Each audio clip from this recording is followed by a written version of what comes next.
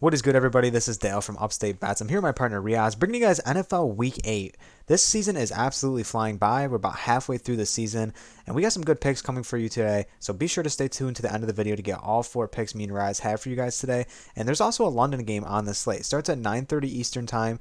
So be sure, and when you're watching this video, if you're looking at these players, it says 9:30. It's because they're playing in London. I forgot. It's like maybe game 3 or 4 of the London series so far. So we're gonna be doing picks for that over on our Patreon as well. So if you haven't signed up for the Patreon yet, Riaz will get to that soon. A ton of you guys have used the promo code so far, promo code Upstate. If you haven't signed up for Prize Picks, it is a great way to do player props. You can mix and match sports. NBA and NFL are on Sunday, so you can mix and match those two sports or anything that you like. MLB, the World Series are going on. Hockey, we got some hockey fans who do watch the videos as well. So any way you want to pair up sports, awesome way to do it over here on Prize Picks. So let's get to the Patreon content and then dive into the picks, Riaz. Just like Dale said, if you want to find out the London game picks from us, the best place to do that is over on the Patreon. If you want more picks from us for the main slate, Sunday night, Monday night, Thursday night, NFL, that is where you're going to find it. If you want more NBA picks from us, Monday through Sunday, we do not miss a day over there. And if you're looking for some World Series two pick powers, Upstate Bets Patreon is where you're going to find all of that. So it's going to be linked in the description below, and you're also going to find it at patreon.com/upstate. So I hope everyone's having a great Halloween weekend. We're going to get some Halloween stuff on Monday. That'd be cool. NBA, NFL showdown slate for Halloween as well. That'll be awesome. So thank you guys for tuning into the video. Let's get to the picks. My first guy is going to be in rush yards. I love myself some Josh Jacobs here, over 88.5 rushing yards. And I do think this is a line that's going to continue to creep up. So on my screen, it says 85.5. When I was looking at it earlier, it said 88.5. I think that's going to be what it's at. I don't know if that's what you have it at, Riaz. But the Saints give up a ton of yards on the ground, 128 yards on the ground so far this season, and they allow 4.6 yards per carry. Josh Jacobs has been absolutely phenomenal. The Raiders started off 0-3, and then in 3 straight games, they've given him 69 carries, and they're 2-1 in those games. And they lost to the Chiefs by 1 point. We all know how that game went, so they could be almost 3-0 since they've gave Josh Jacobs this extra workload that he's been getting. If you look at these last 3 games, I mean, Denver's no slouch on defense. Obviously, Houston, Josh Jacobs is supposed to have a good game in that matchup, but Kansas City, that's a division matchup. That's never easy to just go out there and run for 150 yards all over KC. So really like Josh Jacobs in this matchup. He's got 441 yards and 6 touchdowns in his last 3 games. He's on that contract year. I do think that they're going to keep peppering him the ball and keep using him like they are. So love him in this matchup against New Orleans.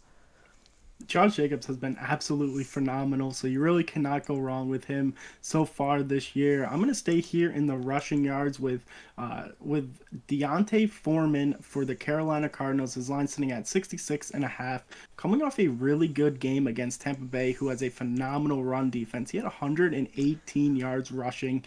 No Christian McCaffrey. Chuba Hubbard is out this game, so he is going to have a monster workload in a great matchup against the Falcons. The Falcons are a team you really never know what kind of Atlanta team is going to show up. One week they're dominant, the next week they just look horrendous. I think even if a good Atlanta Falcons team comes out, he's still going to smash this line. And if a bad team comes out, he is probably going to have close to 30 touches if this Carolina offense is scoring and just kind of blowing them out. But either way, with him being the lead back, with really there's nobody to back him up, he is going to get a monster workload. And we know he's super productive when he gets the carries. We saw that last week, and we saw that a lot last year when he was getting a ton of work. So Devontae Foreman is definitely a good play here for this week. Yeah, great pick, Riaz. You said Carolina Cardinals. That absolutely cracked me up. Oh, that's great. But it's still a great pick. Still a good pick, 66.5 with that workload. Similar to Josh Jacobs, a guy that's going to see 20 to 25 carries, if not more, in a great matchup against Atlanta. So really like that pick. And once again, I'm going to be staying in the rush yards. 3 players in the rush yards here. I'm going to go Justin Fields, quarterback this time in the rushing yards. I think he's been having a really good last 2 games in terms of running the ball against Washington and New England. And that's a really good win for them against New England. Obviously, New England switched quarterbacks midway through the game. But either way, for a second-year guy to go against New England and go out there and give them kind of a big win. And that's a legendary coach. New England, there's not high expectations for them this year, but that's a good win for the Chicago team, honestly. And Justin Fields, in his last couple games, has been running the ball, like I said, phenomenally. He's been getting out of the pocket.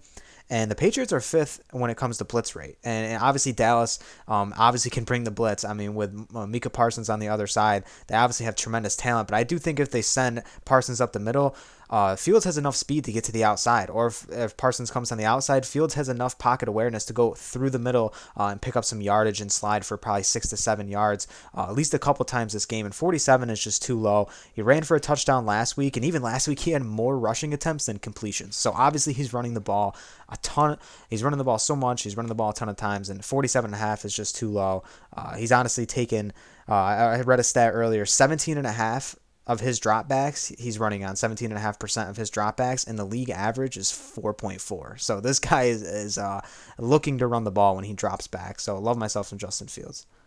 And the best thing to note about Justin Fields is like what you just said. He is still very young in the NFL, and unfortunately, he is not going through his progressions in the wide receivers running their routes. So once the first option is covered or he doesn't like it, he's just going to take off. So it's always good to go with his rushing yards. And I'm going to get out of the rushing yards. I'm going to go over to receiving yards with Devonta Smith for the Philadelphia Eagles. This is a game against the Pittsburgh Steelers where I think he's going to have a really good game. He has been really hit or miss so far this year. We've seen a breakout game against Washington where he has 169 yards receiving, and then the following week he gets 17 against Jacksonville. I think we've seen Pitt, and we've seen, I believe it's still going to be Kenny Pickett. I don't think they're going to go back to It'll be Trubisky. Pickett. Yeah. So we've seen Pickett run this offense very well. I think they're going to keep this game kind of competitive. We got a bunch of Eagles fans as our friends saying they're not going to score. They're going to try to just contain winning all of these games. But I think this Philadelphia Eagles team is just too dominant this year. Their offense looks phenomenal. Him pairing up with A.J. Brown just takes this wide receiving core to a whole nother level. A.J. Brown has been phenomenal this year, but Devonta Smith has been running routes really well. We saw how good he was at Alabama, and we saw what he could be potential, how good he is so far this year. I think Jalen Hurts is throwing the ball much better than what everybody thought he was going to. He's definitely throwing the ball more than we would have thought. He looked like a run-first quarterback, and now he looks super comfortable in the pocket. And when you have weapons like Brown and Smith, it's really hard for him not to kind of crush this line. And the fact that it's low at 55.5, he doesn't need to have a monster game. I think around 60, 70 yards is where he's going to end up against the Pittsburgh Steelers this week. And a lot of wide receivers been playing well against Pittsburgh. The whole backfield, I mean, the whole secondary is all banged up. They got guys out there who are not playing hard enough. Injuries all across the field on the defense. So Devonta Smith is a really good pick here going against the Pittsburgh Steelers in a game where they're just absolutely heavily favored.